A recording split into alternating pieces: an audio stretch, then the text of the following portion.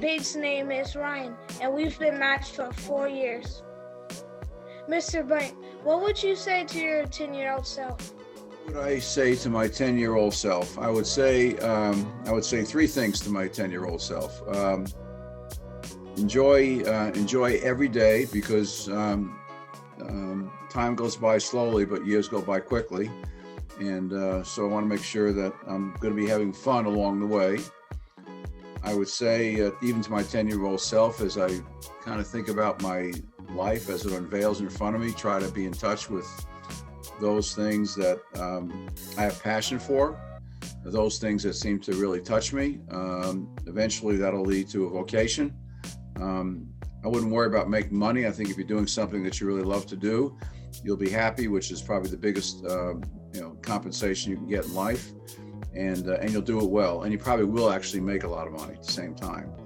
And the other thing is, I would think, even at 10, start to begin to nurture the notion of the world's a big place, that our ability to care about others, care about humanity in a broad sense, and start making yourself aware of what that means in your house, your local community, in your school. And then as you get older, begin to broaden that to other people living throughout the United States, throughout the world. Mr. Blank, who influenced you when you were growing up? Probably pretty easy for me, Eric. I would say it's probably my mother. She had probably the greatest impact on me. I sadly lost my father when I was a young man. I was only 15 when my father passed away.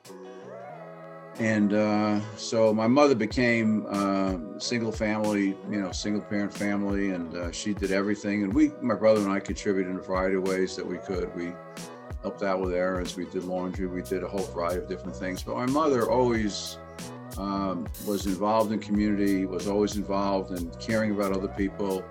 She always tried to touch other people who were less advantaged than we were at that point in our lives. And we came from a very middle-class background, a single bedroom apartment that the whole family lived in. So, I think that I would say my mother probably had the mother, and she was with me almost to age 100. So that was a blessing.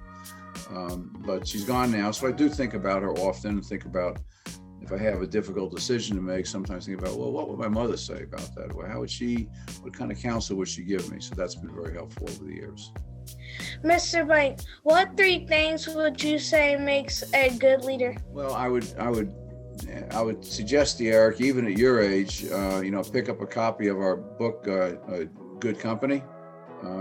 It's not really about me. It's written by me, but it's not about me. It's about a culture that speaks to all the things that really create in a world where relationships are critical, both in people that you're serving, people that you're connected to, people in the community.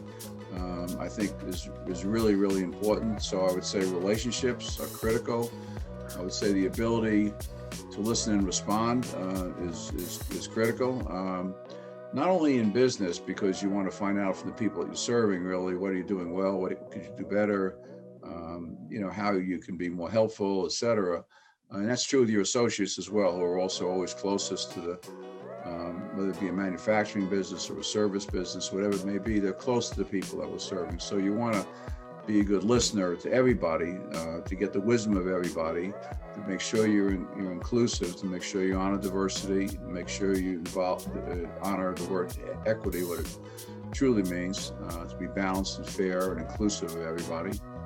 And then I would say the third thing, which is discussed at great length in Good Company, is being involved in your community and giving back to others. It's not just being part of an organization that's successful in and of itself, but success in part is measured by how well you're impacting not only people you're serving, not only your associates, but the communities in which you're living. And community can be just the community that you're operating or living in, or it could be a broader interpretation of that. So I would say those are the three things that I think make a great leader: relationships, giving back to the community, being a good listener, and responding.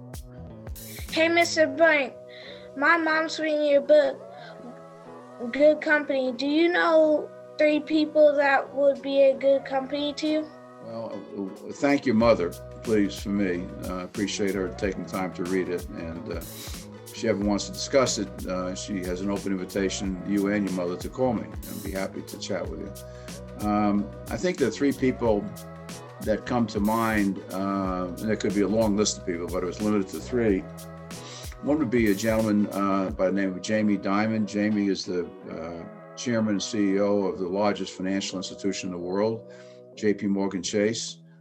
He's been of counsel to a number of presidents, but he runs an organization which is not only incredibly good at what they do, but they care deeply about their associates. They care deeply about the people they're serving. They care deeply about the communities, not only they operate in, but ones that they're connected to, not as central, but they still care deeply about the opportunities and issues in communities. So I'd say someone like Jamie Dimon. Second person would be a woman named Roz Brewer. Roz Brewer is currently the COO, Chief Operating Officer, that is our, basically the president, if you will, of Starbucks.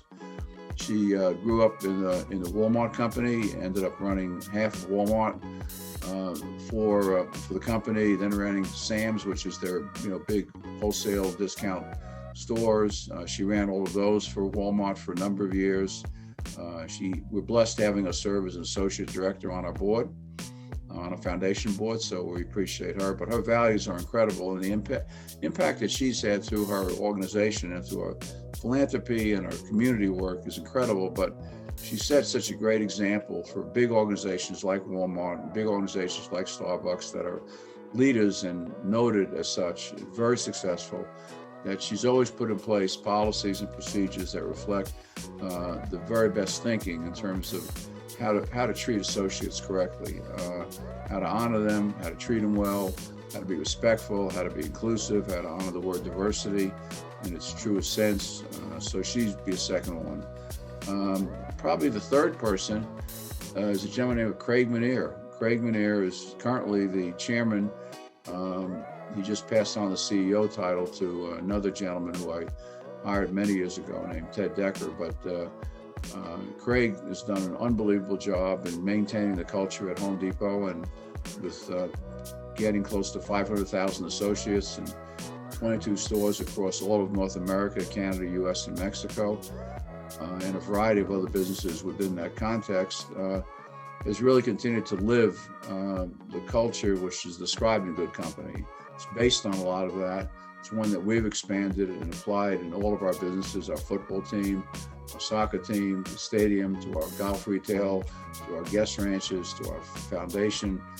All those same principles, which your mom is reading about in Good Company, are reflected. And Craig really has been the chairman of HD for a number of years now and has carried those forward beautifully and continuing to enhance and grow the company. So I would say those are three that just come to mind.